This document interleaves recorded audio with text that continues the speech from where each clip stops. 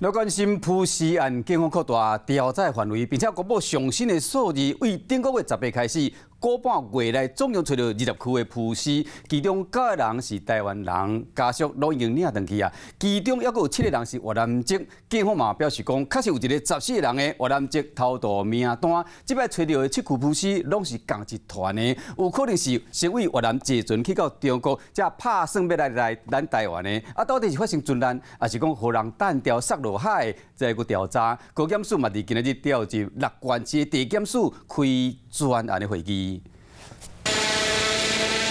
出动无人机伫咧高雄海面来巡查，海巡实在唔敢大意，因为水流死是愈来愈多。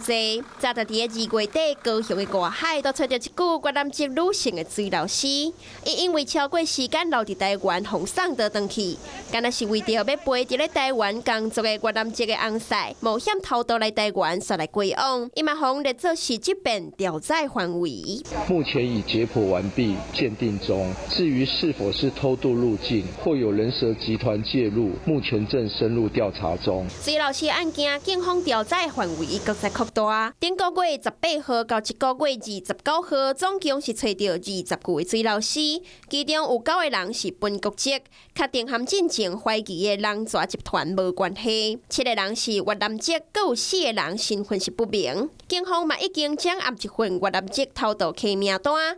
其中7个人和这边越南籍的死者身份有相塔，怀疑因有可能是先为越南坐船到中国沿海，搁偷渡来台湾。是发生了船难，也是恶意红对台，搁需要调查。这些偷渡名单，他们都曾经来过台湾哦，担任过移工等等的身份啊，所以我们不排除他这次偷渡地点是要再回台湾来工作。南北沿海拢有水流死，就是惊真正有人蛇集团甲人弹落海底。